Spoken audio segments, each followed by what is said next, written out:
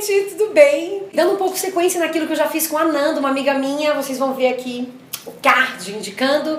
Eu convidei hoje o Edson Teres, um amigo querido, professor da Unifesp, para contar um pouquinho da história dele. Vem com a gente!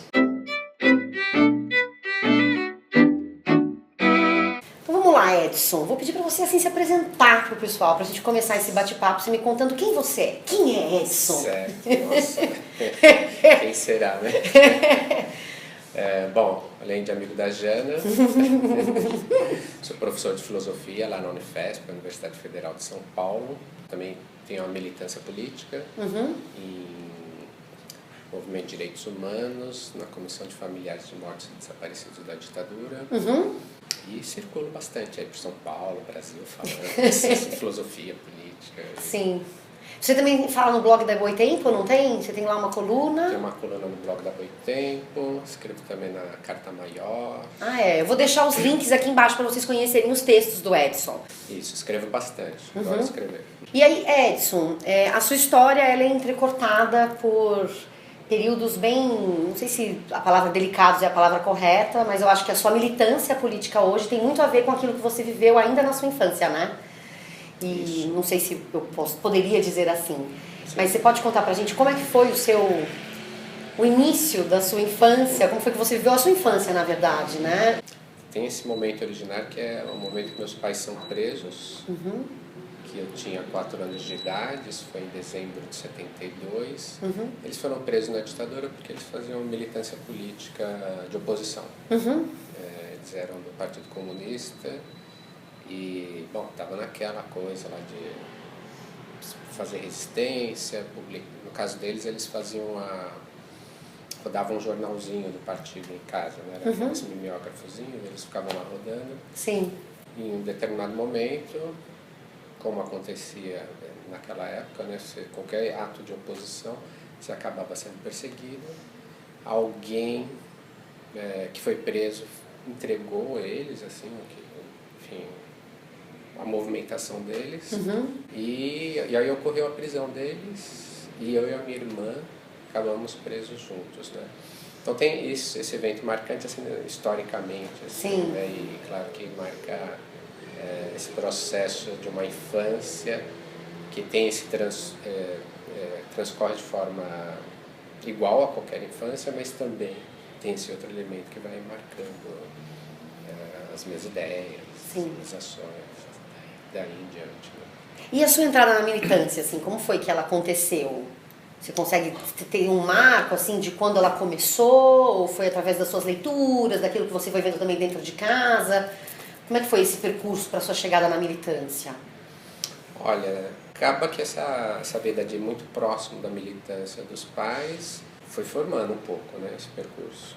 Mas é claro que outras pessoas também passaram por momentos assim, não entraram na militância depois. Então, tem os eventos em que você faz a escolha, né? Eu cresci indo até a cadeia, o presídio, quando ele estava preso, fazendo visita. Sim. Todo fim de semana, quase todo fim de semana que era possível fazer. Bom, então você imagina, era um presídio político, de preso político. Sim. Então o assunto já vai povoando. Né? A minha mãe sempre teve militância também no movimento feminista. Sim. E como meu pai estava preso, boa parte das vezes a gente acompanhava minha mãe nessas atividades. Né? Ela carregava a gente para cima e para baixo. Mas teve algum momento mais para frente, que foi em 1983, teve uma greve geral no Brasil, que era de oposição à ditadura e tal. Dia 21 de julho de 83, eu falei, fui lá participar, né? Fui ver qual que era. Lógico que eu era moleque, as pessoas me tiravam, né? Não, você não pode fazer isso, não pode fazer aquilo. Mas fui me metendo, fui participando e foi um dia assim, muito intenso, né? Uma greve geral no fim de uma ditadura e tal. E aquilo me tomou, assim, eu fui vendo as formas de eu poder participar. Imagina, ser adolescente, estava com 15 anos, é a hora que você fala assim, putz, autonomia total, independência, mais disso daí. Sou eu aqui, decidindo, né? E ao mesmo tempo decidindo os rumos do país. Bom, era um momento que o Brasil também viveu uma super ebulição, né? Quase final da ditadura, aquela briga toda da transição, Um pouquinho depois começam os comícios das diretas, milhões de pessoas nas ruas e tal. Então foi meio nesse movimento, assim, nesse momento que eu decidi fazer militância política. Sim. 15 anos. 15 anos, é. Muito bem.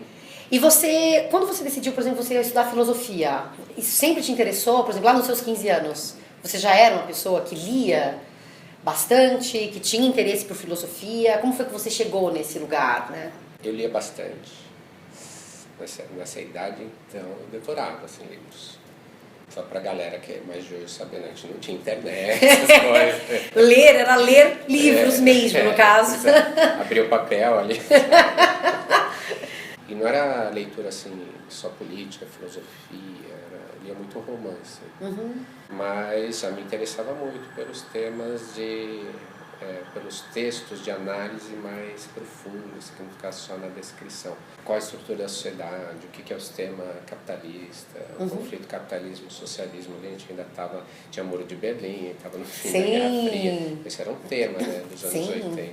A filosofia, ela veio por uma oportunidade, por um acaso. Sim. Na verdade, pode contar tudo, né? Pode. É uma lembrança que antes dos 18 eu terminei, eu estava saindo, não quis mais ir para a escola. Odiava a escola. Ah, isso é um dado maravilhoso. Estamos aqui com um professor dizendo, gente, isso é vida, gente, isso é dia a dia. Odiava a escola. Odiava a escola, cara, aqueles muros, Sim. aquela sala fechada, e eu sentado horas numa carteira escolar. Sim. Não, aquilo tudo para mim era insuportável.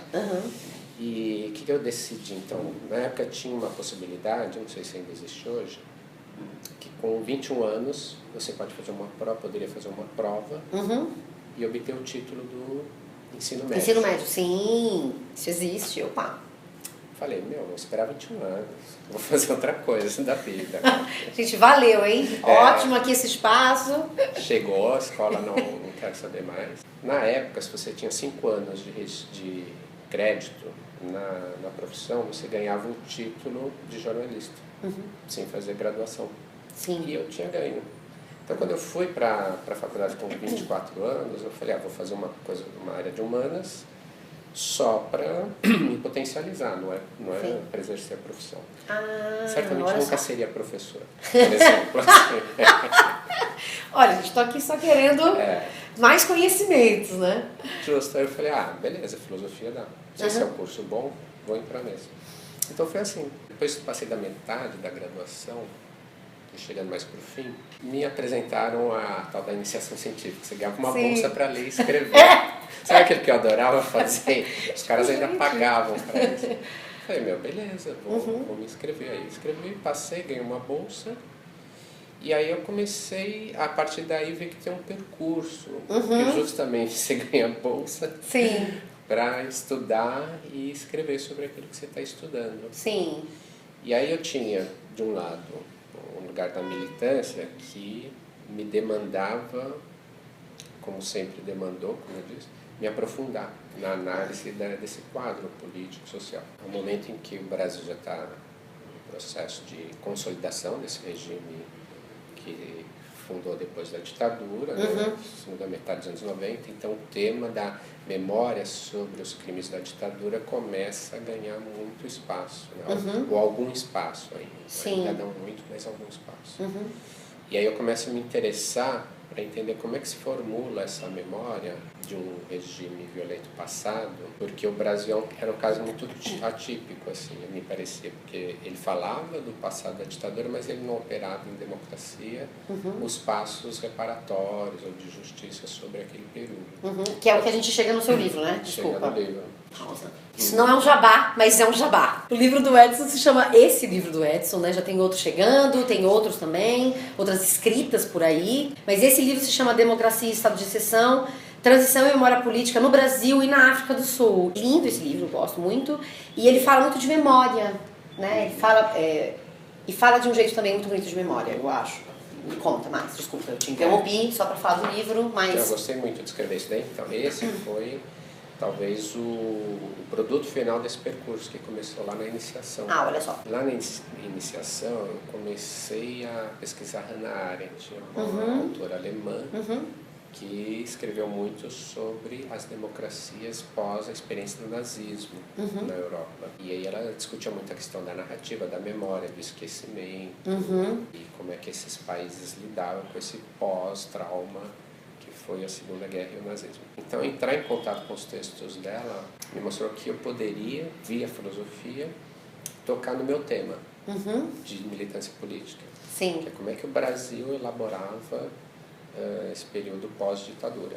E como eu trabalhava desde sempre com escrita jornalística, profissionalmente, então eu acho que isso ajudou na produção desses textos que vai depois gerar esse livro, que é uma filosofia acessível, vamos dizer assim, ou uma análise político-filosófica acessível a leitores não iniciados, vamos dizer assim, nessas temáticas. Eu! Qualquer um, assim. E também quem foi iniciado também, tá ali as coisas estão sendo trabalhadas, não é ausência, né? Sim. É um desejo de escrita para o outro. Então eu escrevo sempre criando um leitor imaginário, assim, ou leitores imaginários. Sim. E aí acaba aparecendo a mim mesmo, né? Então, por exemplo, no livro eu falo que o Brasil adota uma política de memória que eu chamo de política do silêncio.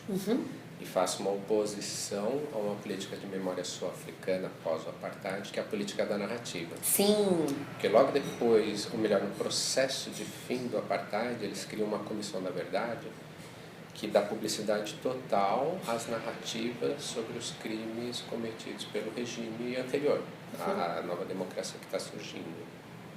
O Brasil não cria a comissão da verdade para ter saído da ditadura, não faz a narrativa sobre esse processo, mas promove uma astúcia muito interessante. Ele não esquece necessariamente a ditadura. Vira e mexe, tem um candidato a presidente, fala, eu fui vítima da ditadura. Agora, depois aparece aí mais para frente os candidatos que, não, aquilo ali foi bom, vamos voltar. Não tem um esquecimento da ditadura, tem uma manipulação desta memória em favor dos jogos políticos. Sim. Mas não tem a narrativa sobre o que foi. As pessoas que viveram aquilo não têm espaço na sociedade brasileira, ou aquilo não tem espaço na sociedade para ser narrado, para participar das formas de existência do brasileiro. E por isso permanece esquecido. E isso é muito curioso e muito cruel, né? Porque é algo que sempre vem, mas vai.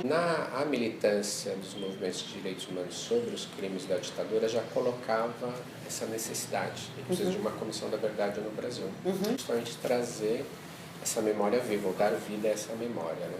2 fatos foram relevantes para a montagem da comissão da verdade. Um foi o processo na corte da OEA e o outro foi o processo da família Telles contra o coronel Ustra. Sobre o que se trata, né?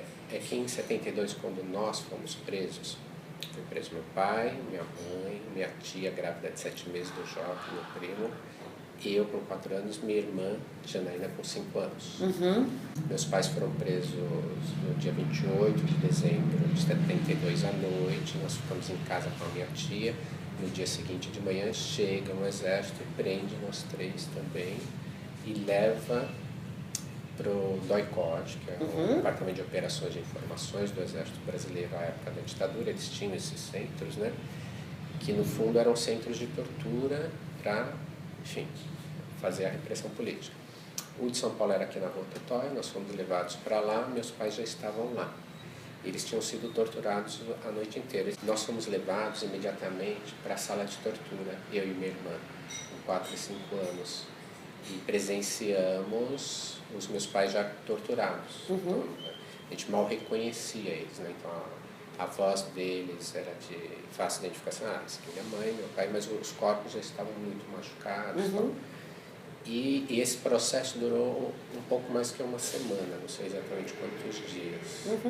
Em que a gente era levado para dormir numa casa clandestina por uma sargenta da Polícia Militar. No outro dia de manhã ela levava a gente de novo para o DOI-CODE e eles passavam os dias todos lá na sala de tortura.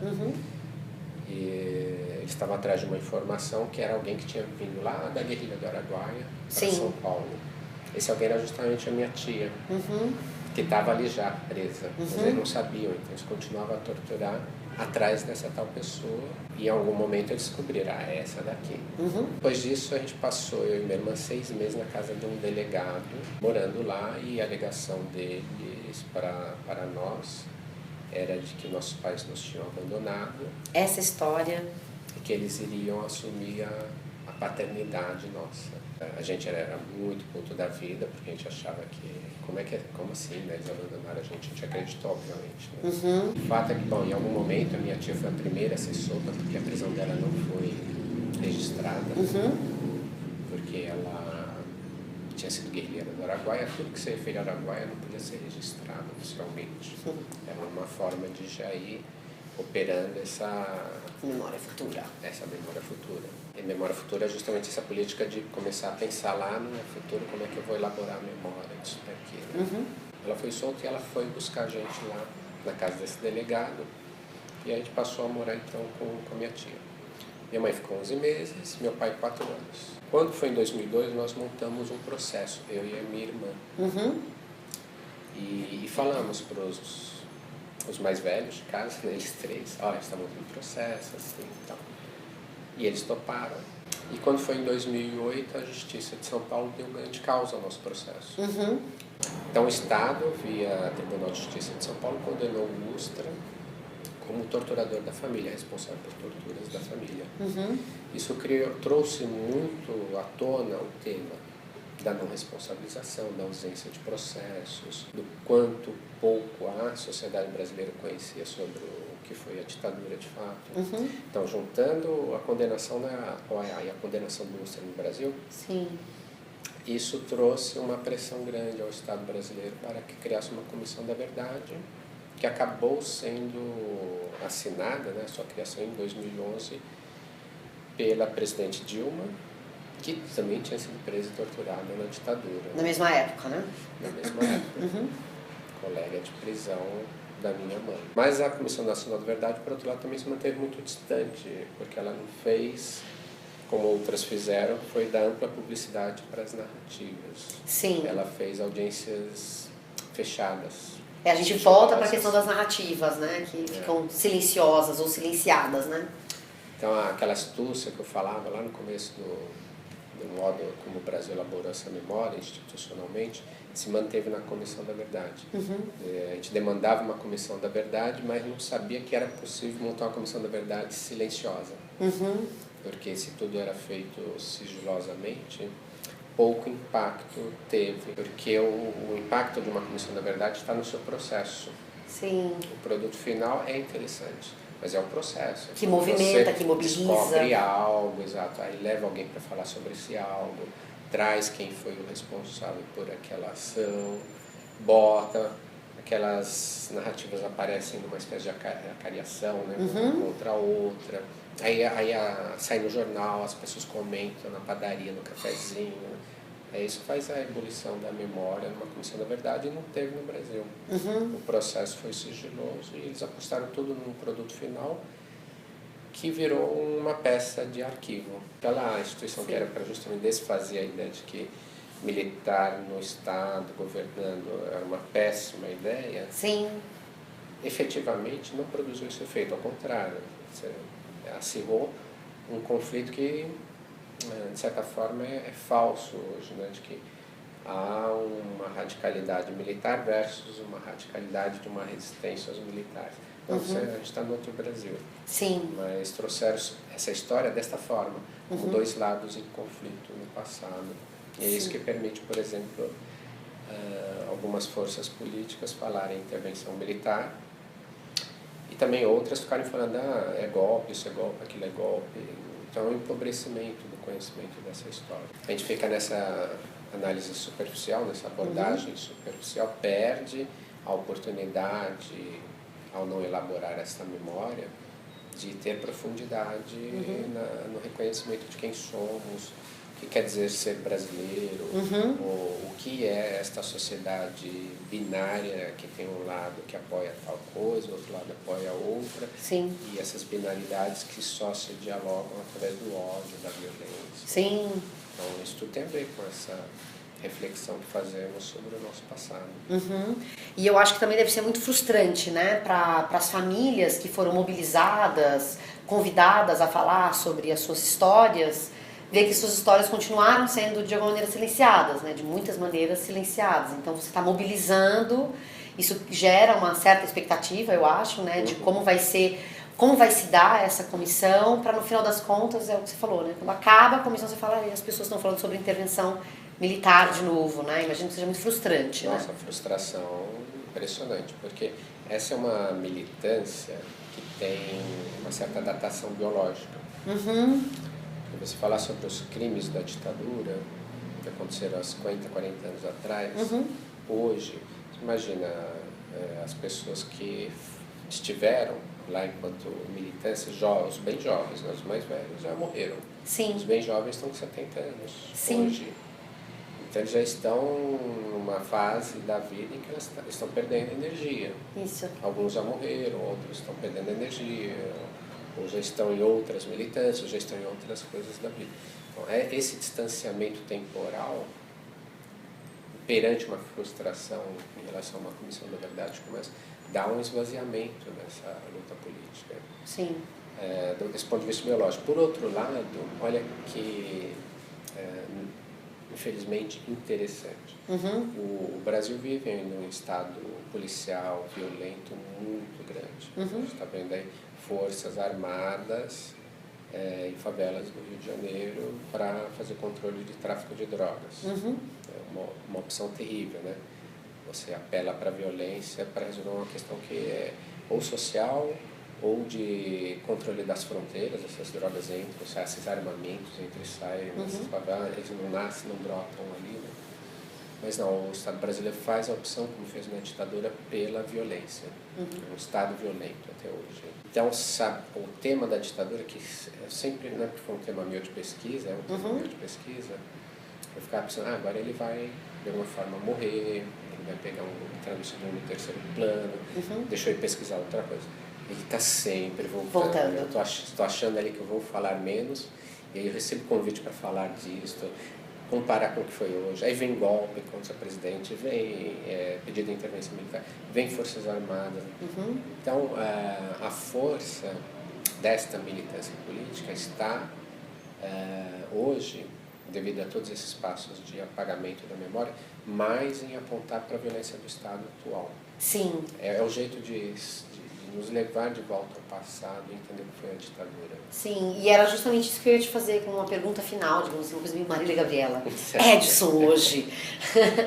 Fazendo um pouco essa conexão com toda a sua trajetória, com aquilo que você vive dentro da universidade, mas aquilo que também é a sua, então, portanto, pesquisa, mas também militância. Como é que você vê hoje o seu trabalho? Já falou um pouco, né, que você continua voltando para isso, inclusive é convidado para falar disso, porque a gente vive um momento de força bruta e de violência, né? Como é que você vê a sua atuação hoje? Como é que você vê a sua presença dentro da universidade e fora da universidade, até para a construção dessa memória e dessas narrativas? O meu percurso atual, tanto de ativismo político quanto de pesquisa, está seguindo isso que eu estava colocando. Eu estou focando nas lutas políticas atuais e nas formas de resistência a Estado violento hoje. A minha pesquisa atual, por exemplo, é pensar como que lutas sociais, lutas específicas de uma localidade, de uma comunidade ou de um setor específico produzem saberes e conhecimentos fundamentais para a existência da ideia de direitos humanos. Por que isso? Porque eu estou querendo pensar que os direitos humanos não é algo que vem hierarquicamente de cima para baixo, mas é algo que nasce de forma complexa, mas através dessas lutas fragmentares. Que lutas são essas? Por exemplo, um coletivo feminista numa escola de ensino médio. Estão ali as meninas que nunca tiveram militância política, que não necessariamente são filhos de alguém que teve militância, como é o meu caso, por exemplo, mas que entram em contato com a ideia de que a mulher pode ter uma vida mais digna nessa sociedade. Mas que para isso ela precisa ir à luta. Sim. Ela vai lá, se organiza no coletivo e elabora os pontos que dentro da escola estão pegando para as meninas. Essa menina vai chegar na faculdade, onde eu dou aula, com uma ideia já completamente diferente do que é o corpo dela ali naquela instituição, quais são os seus direitos, como ela e outras subjetividades presentes ali podem se relacionar de uma forma mais interessante, um olhar crítico sobre o ponto hierárquico onde o professor se encontra em relação a ela, etc. Então, essas são pequenas lutas que para uma política institucional tradicional são desvalorizadas, Sim. mas que produzem um saber e formas de transformação da sociedade muito interessantes. Então, eu estou focando atualmente nesta produção de subjetividades transformadoras. Às vezes também eu acho, que me veio aqui agora, as pessoas falam, poxa, mas eu estou aqui fazendo e é pouco, não é nada. Mas isso também é a construção de um conhecimento, que embora ele possa parecer fragmentado, mas junto com outras várias comunidades que estão aí atuantes, isso tem uma força, né? Que é o que você está falando sobre os direitos humanos, né? Sim, são essas várias experiências simples, fragmentadas, que em algum momento emergem num evento complexo, ou num saber complexo. Sim. Edson, muito obrigada! Conheçam essa história, vou deixar todos os links aqui embaixo para vocês terem a oportunidade de ler outros textos do Edson e acompanhem o Edson por aí. Vão para a Unifesp, minha gente. Obrigada, Edson. Nada. Tchau, gente. Não se esqueçam de curtir, compartilhar, espalhar esse vídeo por aí, pra gente cada vez mais conhecer histórias incríveis. Um beijo. Beijo. Tchau.